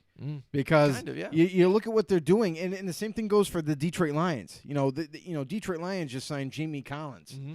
Ex-Patriot, has been to the Browns, is now back to the Patriots, now back over to he's back with Matt Patricia. Now in Miami, you're seeing kind of the same thing happening. Is they're picking Patriot players that are available away from New England. You look at a recent signing in Ted Karras, the offensive line starter from last year. He signed a 1-year deal today for $4 million. And that's a guy who can play center guard, and he's going to help upgrade that offensive line. You look at they also brought in another big signing that they had with Shaq Lawson from Buffalo, a D end who is kind of starting to come into his own a little bit and playing well. He ends up landing for 3 years. Kyle Van Noy, Patriot player. You just brought him up. He's now in Miami. So they're looking at bringing in guys that, one, they're familiar with, and two, guys that they can trust, vets that they can trust, and maybe help grow this whole roster and help develop this whole Miami roster, how young it is, and they're still rebuilding. Now, as far as quarterback goes for Miami, listen, the Dolphins have a tremendous amount of weaponry in terms of draft picks. They have 3 number ones. one of those number ones, and listen, they have a lot of flexibility. They can move up in the draft if they want to. Now they pick at number 5 is their first round pick. They pick at number 5. They could sit there if they want to and take one of the better quarterbacks there. Or if they want to guarantee themselves and get a guy that they really want, they have the ammo to move up if they wish to, up a couple spots just to get it. Everybody is tying the Miami Dolphins to Tua Tagovailoa, and I think they're in love with him. I think they are. Listen, everything that we were worrying about before with his injury, his major hip injury and everything, he's 100% healthy right now. 100%. 100% healthy Tua, I'll take him. You know what I mean? So if that's the goal, if that's who they want, they don't need to go for any other quarterback. Cam may not even end up there. I don't know where Cam's going to end up. You know what I mean? Because he's actually in a really tough spot because he's not released yet. Because the team is trying to hold on to him to see if they could get even like one low draft pick for him. I don't see it happening, and I feel, as much as I pick on Cam, I do feel bad for him personally because now this team is holding on to him to a point where when he does get released, there's not going to be an opening. He's going to have to just try to hope that a team comes, calling and saying, "Hey, you want to join the team for $5 million?" Because that's all we got. You know what I mean? But all in all, Miami Dolphins are an intriguing team because we did see, despite all the guys that they've traded away, guys that they've let go, let walk, they still were competitive at times. You know what I mean? We saw them beat the Patriots, which I know I didn't expect it to happen. And there was a couple other games that they had where we were surprised on how well they were playing in those games. Maybe, it's going to take a few years, but maybe maybe Brian Flores is got something cooking down in Miami. Absolutely. I want to get to another topic after this, but let's go through now and look at all the trades that have happened so far. This week has been crazy ever since today. Officially, it started at 4:00 today. So officially. But it went on from Monday morning. So to many things. So now let's go through and look at some of the moves that have been made, and we'll find who we think are the winners and the losers here in this one. So let's look at the team. Let's look at at the trade between now and the moves that the Cardinals have made, and then we'll go right from them into the Texans now and the moves they have made now. Okay. Now, where do you see the Cardinals? Do you think they were big winners in this offseason so far this week? Or a little shady on some of the things? I mean, for the trade alone, they're winners. Trade alone, hands down, not even a debate. They are the absolute winners of this trade. And they didn't even really do much for signings. They just made this trade happen. So it blew my mind that this was even a thing, that this was happening. When I heard rumors that Hopkins could be moved, I'm like, no way. Yeah. Why? Yeah. Why would you move this guy? Well, Bill O'Brien's the GM. That's why. And he smoked way too much the night before. That's what happened. He gets his first sniff as a GM and completely ruins it. Not only has he ruined football games coaching-wise and has given the Houston Texans losses instead of wins, now he's losing the battle as a GM.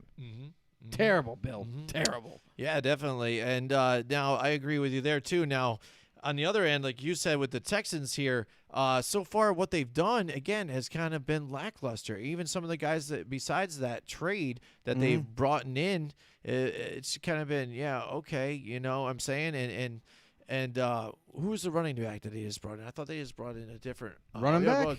No, it was just maybe the David Johnson. David Johnson's the only running back. But yeah, you put David Johnson with Duke Johnson, and it's just questionable. So here's the interesting thing: they trade Hopkins, right? And they go ahead and do that trade. Guess who they brought in as a receiver?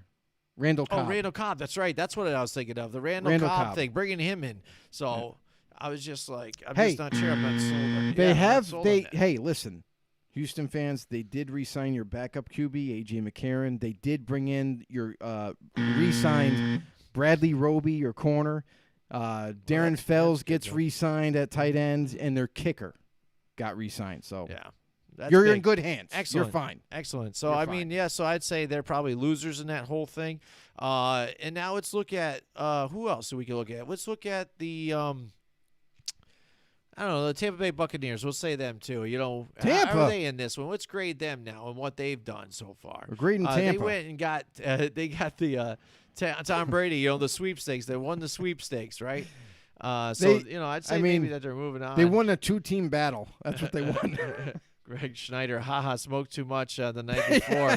Exactly. And just like, yeah, what is that guy doing? And then he still is there. That's the funny thing is because Greg probably knows this too. Again, who has been talked about being on the hot seat as a head coach for the last 10 seasons, I'd say. Because, and he's still gotten a pass because, well, I had Tom Savage and I had, TJ Yates and I had this guy and this guy. And now he finally has, a quarterback. He has a quarterback Deshaun now. Watson, and they make it to the playoffs again. Nobody should have gave him the power. This time. Nobody should have gave him the power. The decisions that were made were his fault, not his team's, and he gets a promotion. And then this, you're like. Terrible. It seems really like, did the Bengals organization somehow sneak into the Texans organization and start running the show or something like that? Because the way it's going seems a little backwards. I'll say this: the Bengals, at least, they have a GM. That's not the head coach. You know what I mean? At least they have a little bit better structure. They're just cheap with players. So that's their knock. But, don't pull Cincinnati into this thing. But as far as tagging Shaq Barrett, though, and then getting JPP back on there and solidifying that front core there for them on defense, right. And then getting Tom Brady in there, he's definitely – I mean, yes, we say how old he is and how inaccurate at times, he is. He is not turning the ball over. Okay, he's not doing it like what Jameis Winston does. No, right? he won't. So I think that's a better move altogether than keeping Jameis Winston. So over there, I'm just going to say they're winners in this whole thing in a sense too on what they've done so far. There's more for them though in this offseason that they need to focus on. A heck of a lot more. You look at D-line. I know you brought up the DNs that they managed to keep. They tagged Barrett. They re-signed, restructured, I should say, Pierre-Paul to keep him. Yeah. But their D tackles are weak now.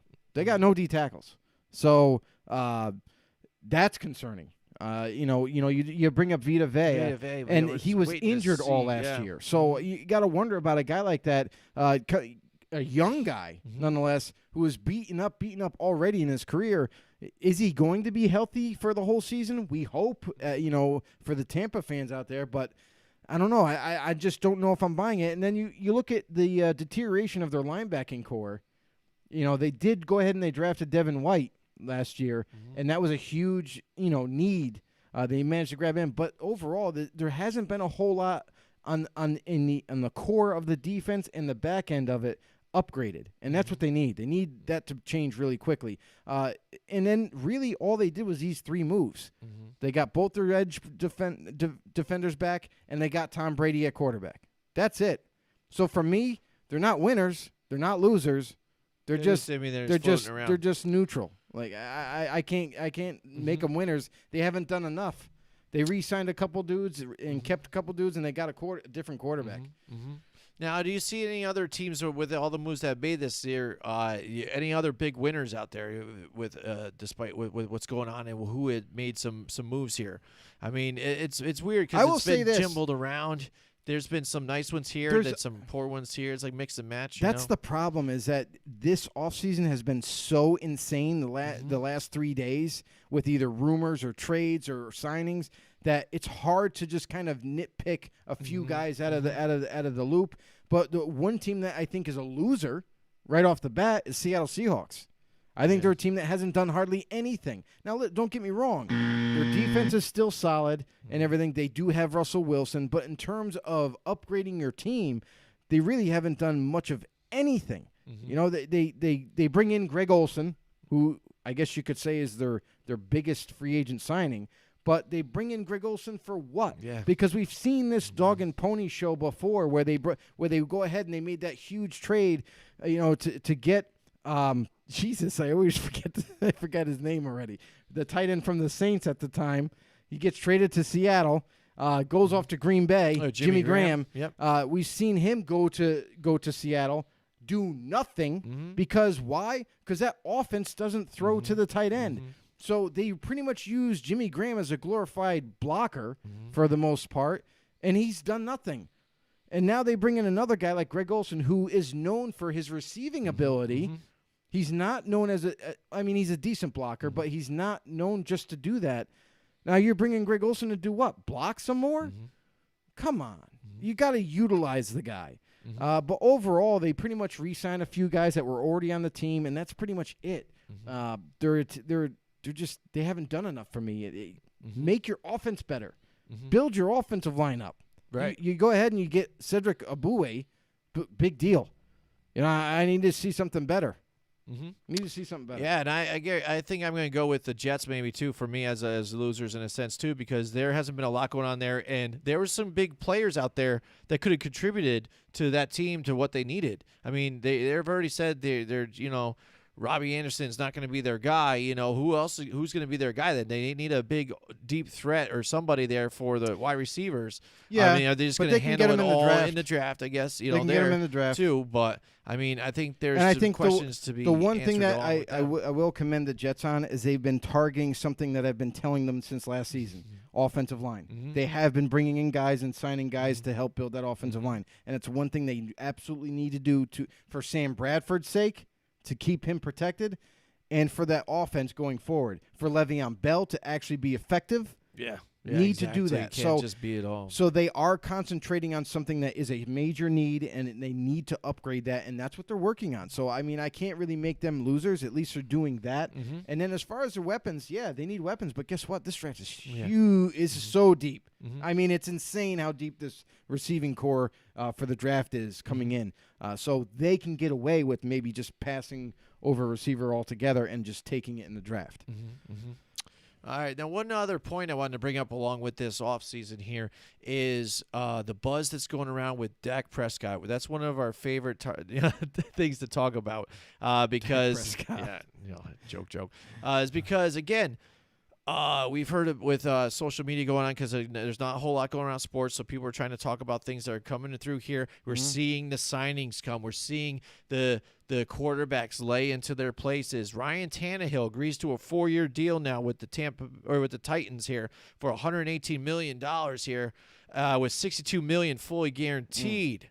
All right, he sees him get a deal now here, so he's like, all right, come on, Cowboys, what are you doing here? And the Cowboys are still like, yeah, we'll get this done here still. And people are still waiting on this and saying, what's the problem here again? And the debate is, again, that where you're like, well, Dak, yes, he's good, but is he? We in our group chat with our admins in our group out there for Facebook, we had a debate about this. It was great, and it doesn't matter to what you think he's, spectacular. I'm not a Dak Prescott, big on him, but again, he's better than probably half of some of the, guys here, that are starting right now.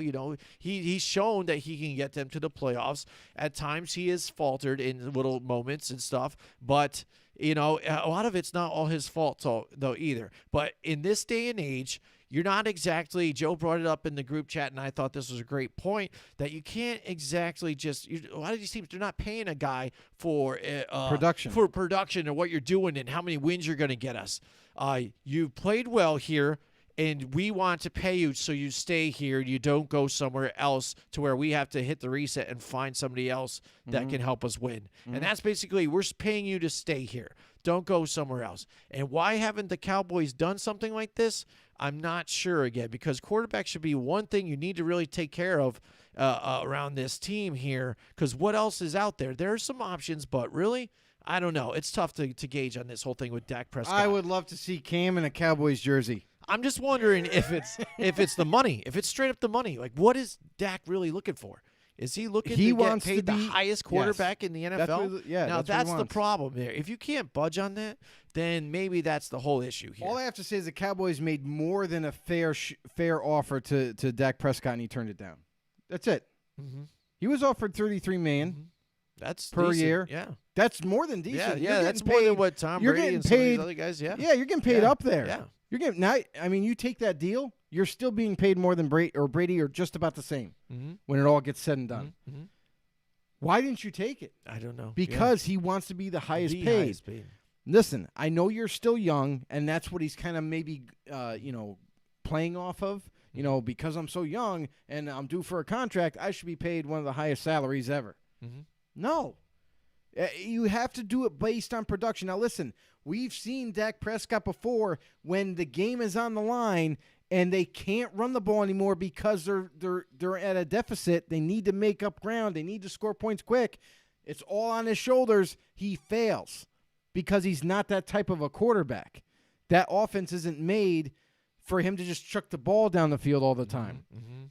Dak Prescott, when he gets a lot of pressure on him and he has to basically put the team on his back and carry them across that goal line, he fails to do so. He fails to have comeback wins. You know what I mean? You see it from other quarterbacks. Look at Matt Stafford.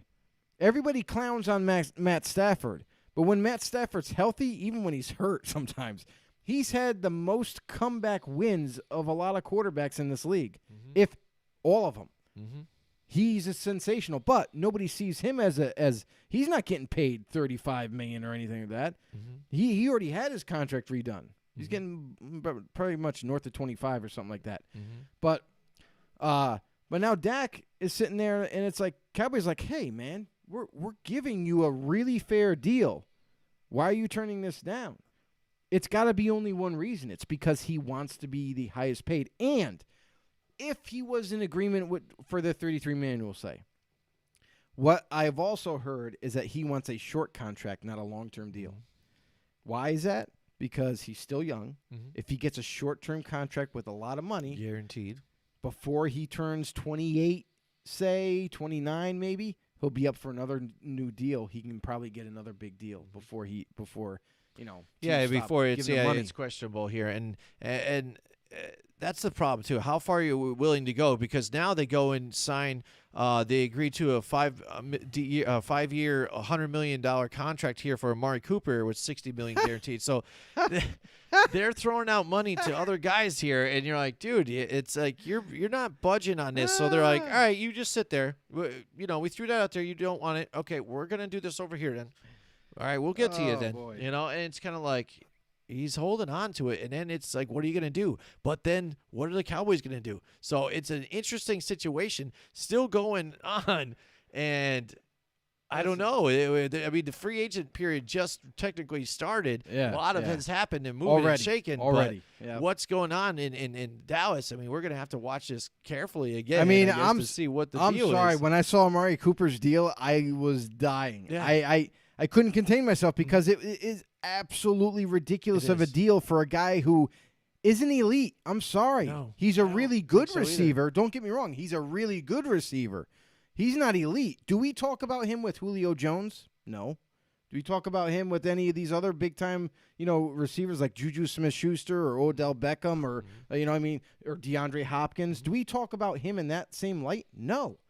Does anybody out there grade Amari Cooper higher than those receivers? I don't. No, I don't either. I'm just saying, but so because of that, how are you paying this guy that much money? It's insane. Cowboys, Stephen Jones, you're the GM, bro. Like, what are you doing?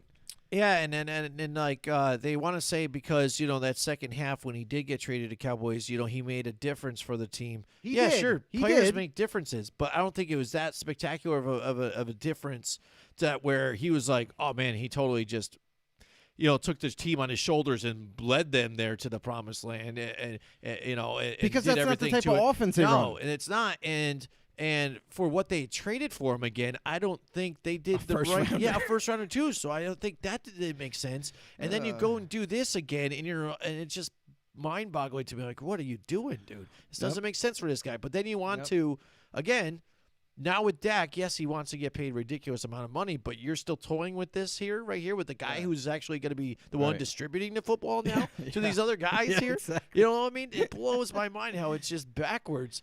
I mean, and I enjoy it because it is the Cowboys, and they're in the, I know my you do. team's I know division. you I do. can't stand them. So this is funny to me in a sense. Steven, and I just don't want to get to the point where I'm trying to defend the Dak Prescott. Stephen Jones, just pay him as much as he wants. Just load it up. Just give him $50 million.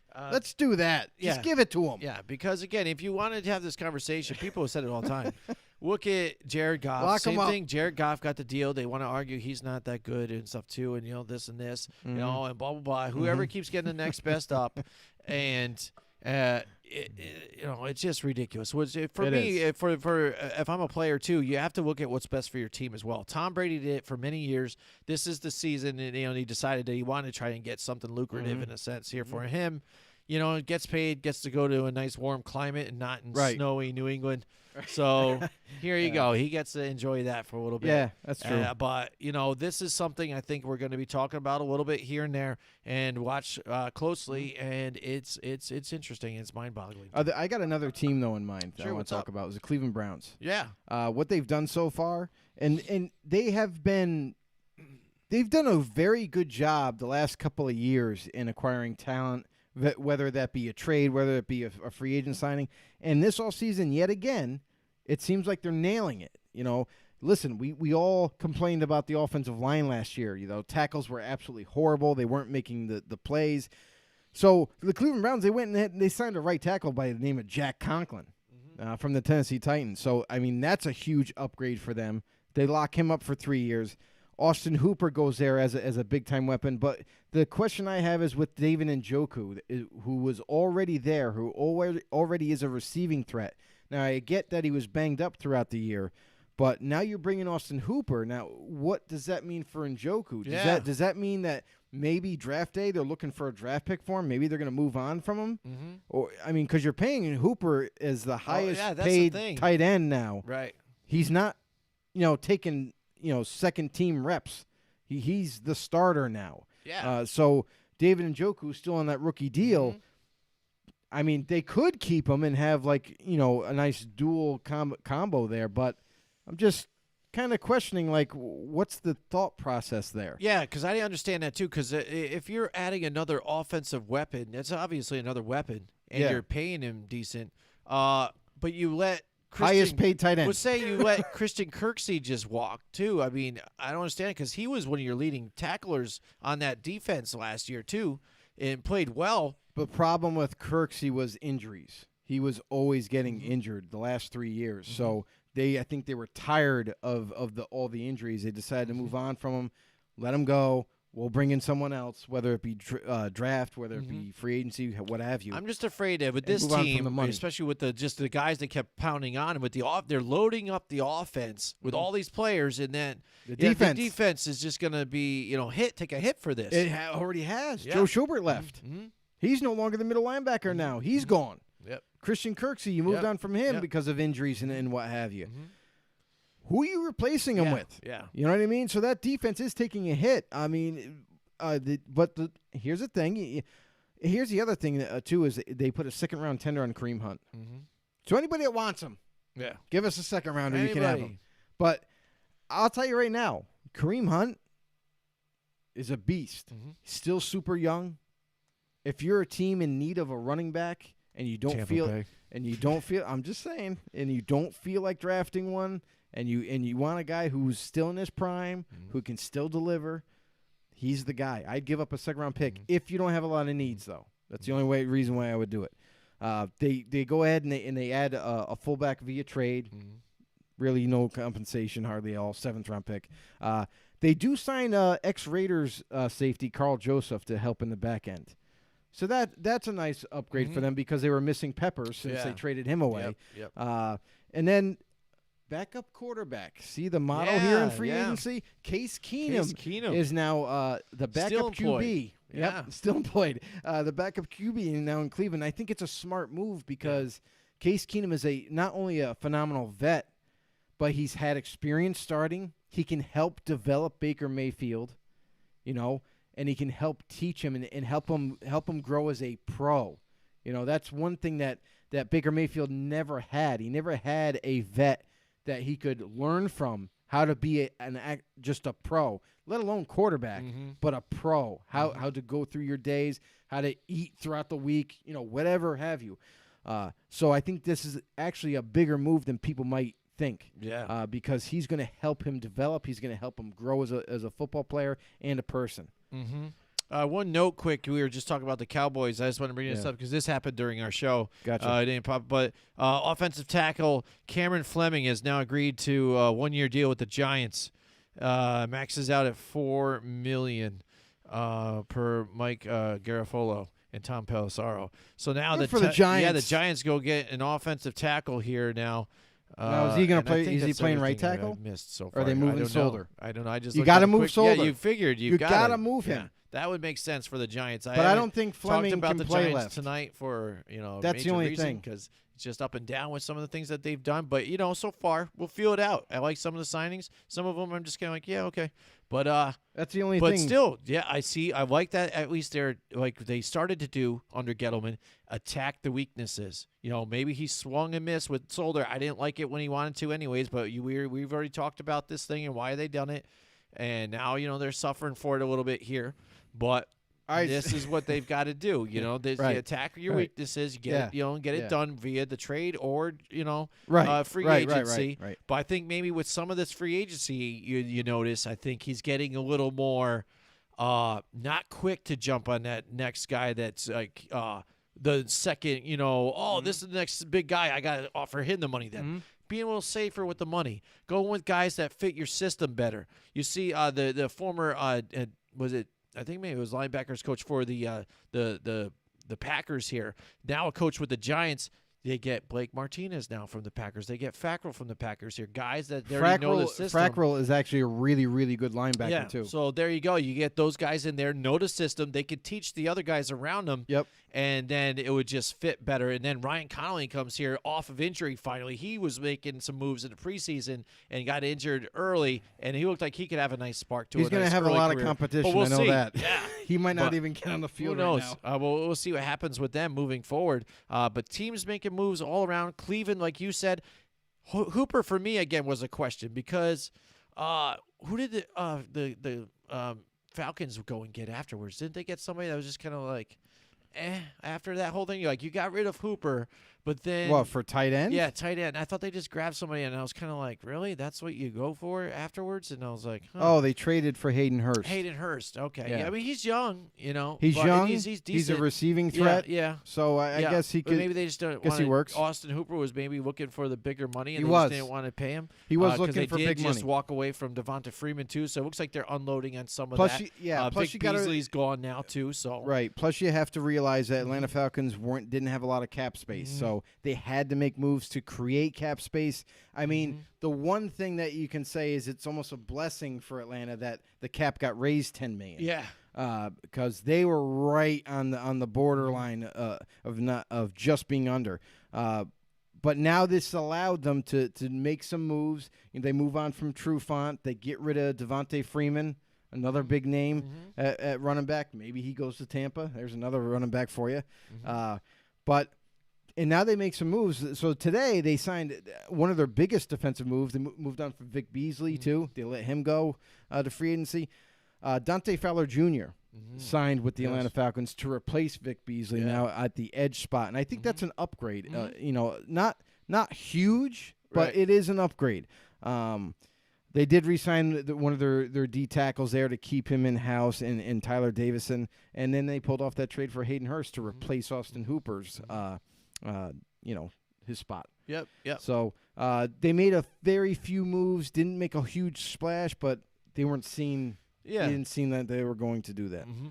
They're an interesting team. Looking forward to what this is going to go on. Where you thought maybe their head coach was going to be on the hot seat, and now everything's leveling the ship out, and so I mean it's going to be a cool season moving forward, as long as it moves forward the way it should be with the dates, with the coronavirus and everything going crazy here. Yeah. Everybody's trying to settle in on things, the draft, And but so far with the changes that all these teams have made, it's going to be a whole new spectrum. And especially with Tom Brady here in a Tampa Bay Buccaneers uniform, they are going to be unveiling the new uniform. So it'll be interesting to see Tom Brady in a Tampa Bay uniform. It'll be brand really new odd. Uniforms. Madden is already running a 2020. Madden 20 version and what it looks like with him in a Tampa Bay uniform with the game, but you only know until you see it, especially the new uniforms. I wonder what they're going to do with them. So we got a few more things that just popped up. Okay, sure.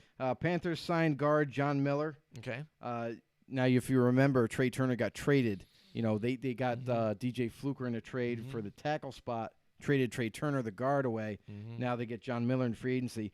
Vikings signed Michael Pierce, which I'm actually surprised he's still available. He's 27-year-old D tackle who's a baller. Yeah. I mean, he's really good. Lions, they go ahead and they sign a cornerback in Desmond Trufant. Oh, really? So now Desmond Trufant's going to Detroit. What does that mean for Darius Slay? Are they going to cut him now? Maybe. I know that they've been holding out for a trade. I just don't think teams are going to do jump it. on it. Yeah. Rams signed D tackle Ashawn Robinson, who was a Detroit Lion. Now he's a Ram. Packers re-signed Mercedes Lewis. That's a key signing right there, everybody. Oh man. That's... Browns are going to sign Carl Joseph. We brought that up earlier in the show. And what a surprise! Darius Slay tweets out that he needs to get out of Detroit. Oh my God, who the hell cares? And just so everybody knows, Tampa Bay Buccaneers are now working on a contract with Tom Brady. They're just working on it now. Just inking to, put the pen to paper. Here we go. All right, so there's a lot to talk about again. They're just with free finalizing agency, contract so language. There you go. That's all. Language, yeah. The language, yeah. It's going to be in because English. it can't be in Espanol. Yeah, Tom Brady can't read it. Absolutely. All right, so that's it for us tonight. I hope you guys enjoyed the show. Thank everybody who was involved in it. Everybody, all the comments. We appreciate it. And getting the season kicked off again. It's been a long time. I know a lot of people are cooped up in their houses and, want to break from the world a little bit sometimes with all this stuff. Come on in, talk to us, join our family. Subscribe to us on YouTube. We didn't get to mention any of that at all yet. But because of all the news, Jim. I know. It's just too much to go through. All this talking I've been doing, man. I think I'm going to lose my voice it's after the too first much show. to go through. But, yeah, go look at us on YouTube. Hit the subscribe button and the notification bell, to get all the notifications whenever we go live. Post videos. We're going to be cutting up videos all the time, putting them up on there. If you haven't joined our Facebook group yet, Football on the Know Show, look it up in groups. Join. We have 500-plus members here. Post all kinds of updates, stuff like that goes on in the NFL. People do some memes. It's a lot of fun. And on Twitter, FB_known, too. We tweet out here and there, too, with news and updates, too, as well. And like, share, and post. And everybody, have a good night, and we will see you next time.